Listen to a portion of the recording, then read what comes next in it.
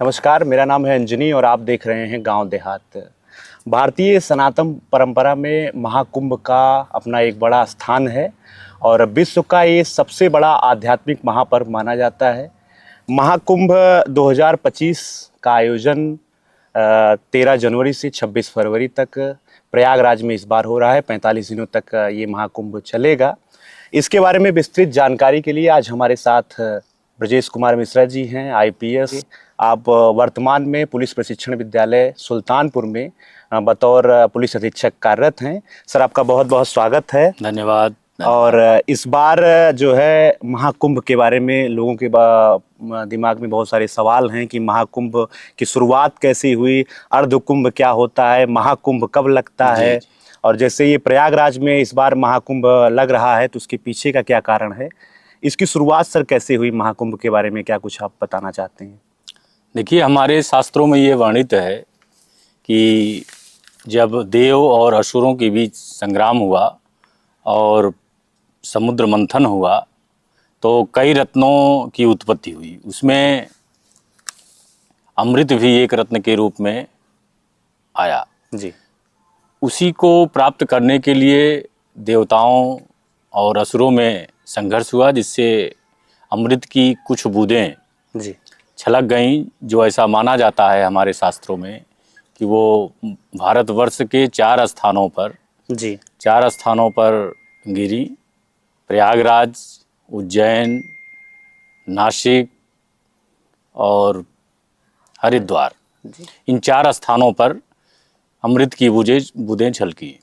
इन चारों स्थानों पर इसीलिए कुंभ आयोजित करने का प्रावधान है जी।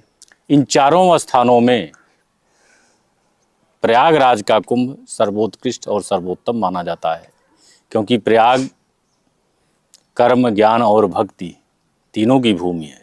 यहाँ गंगा, यमुना और सरस्वती तीनों का पवित्र संगम है। गंगा ज्ञान की प्रतीक हैं, यमुना कर्म की प्रतीक हैं और सरस्वती भक्ति की प्रतीक हैं। इसलिए ज्ञान, कर्म और भक्ति, इन तीनों की त्रिवेणी जहाँ प्रवाहित होती है उसी को प्रयाग कहते हैं।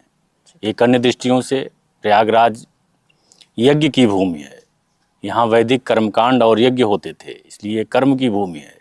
ये ज्ञान की भी भूमि है, क्योंकि यही वो स्थान है बंधे पे जो आप देखते होंगे कि शंकर विमान मंडपम एक बहुत बड़ा दक्षिण भारत शैली का मंदिर बना हुआ है। जी जी।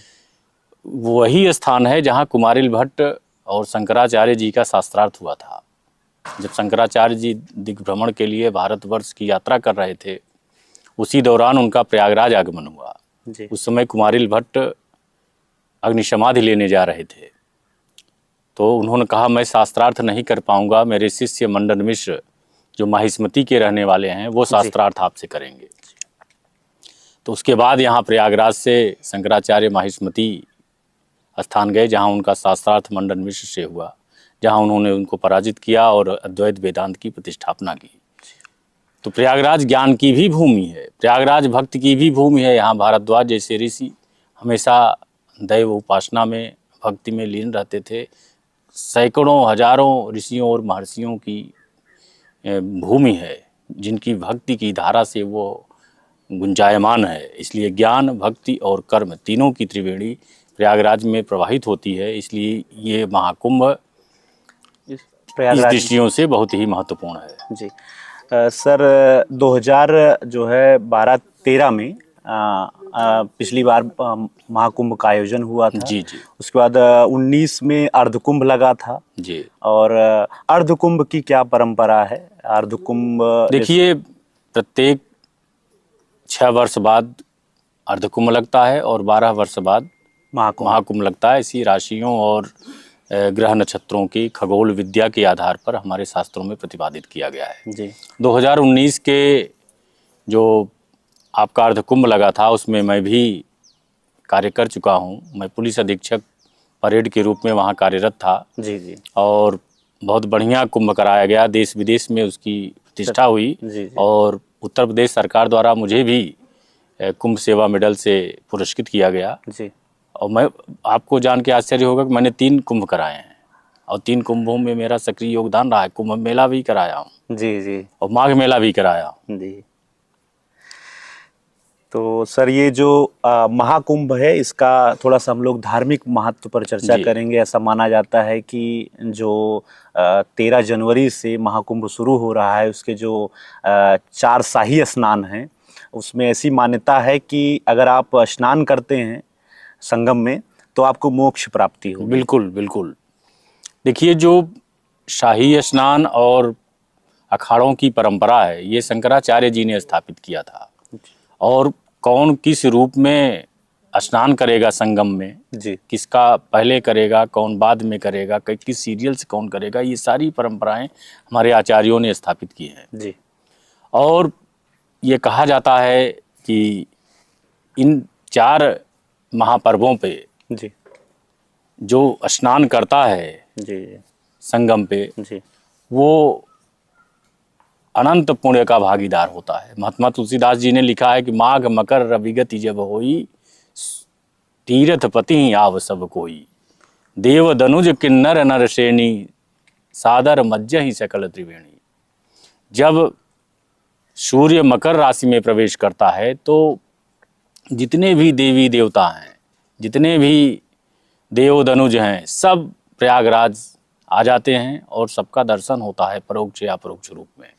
प्रयागराज में ही अक्षयवट है, पातालपुरी है, सरस्वती कूप है, जी तमाम वहाँ मठ मंदिर हैं जिनका लोग दर्शन करते हैं और पुण्य लाभ अर्जित करते हैं। उत्तर प्रदेश सरकार ने, भारत सरकार ने अब की दिव्य कुंभ, भव्य कुंभ के साथ साथ डिजिटल कुंभ का भी नारा दिया है कि हमारा कुंभ डिजिटली बहुत स्ट्रांग होगा। सारी व्यवस्थाएं कुंभ में की गई हैं, जिसमें देश विदेश के लोग आएंगे और पूरी तरह से वहाँ पुण्य लाभ प्राप्त करेंगे, ऐसा मेरा विश्वास है। वैज्ञानिक दृष्टिकोण से भी महाकुंभ जो है काफी उपयोगी है, ऐसा कहा जाता है। जैसे गंगा जल के बारे में भी मान्यताएं हैं, वैज्ञानिक कसौटी पे भी वो खरा उतरा है। जी जी जी। ऐसा है कि जब सूर्य मकर राशि में प्रवेश करता है, उसके बाद तमाम तरह के जो जल में परिवर्तन होते हैं, कीटाणु लोप हो जाते हैं और उसमें एक प्रकार से अमृत धारा प्रवाहित होती है।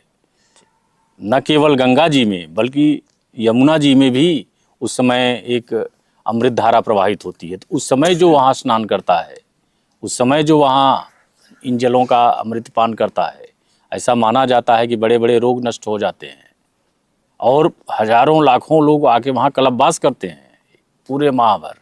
इतनी ठंड में बालू के में रहते हैं लोग, इतनी आस्थाएं हैं लोगों की, तो वो उस समय इतनी जीवात्माओं से वो प्रज्वलित रहता है प्रयागराज कि स्वयं अपने आप वहाँ परमात्मा निवास करते हैं, परमात्मा आ जाते हैं।